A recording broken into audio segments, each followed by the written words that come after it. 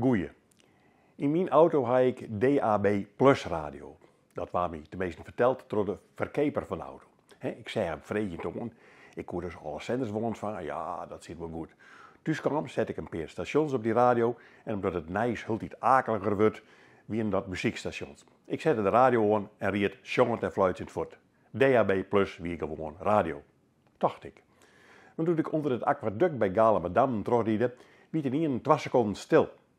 Ik ging nog niet in de gaten, maar toen ik daarna er nog een keer langs kwam, wie het weer even stil.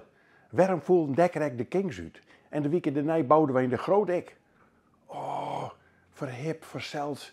Er zitten Oekraïners in Galemadam. En het Russische alluistersysteem is blijkbaar even krachtiger als mijn DAB Plus radio.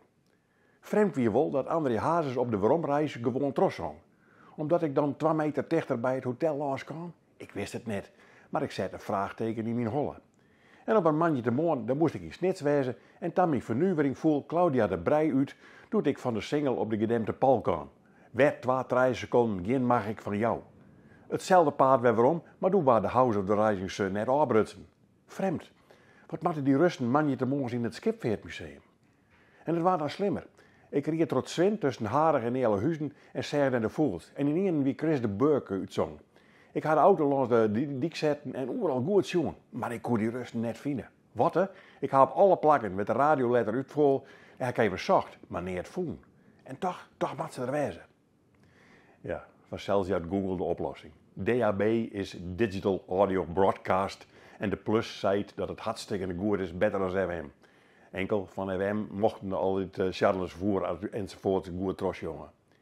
Mijn oerdreunen en het wildske denken dat jou het lik wel degen van on dat we in een tijdrekken libje dat we alle jaar weer tegen erg denkend worden. Oer alles. En de gekste gedachten krijgen hoe het al hier in elkaar zit.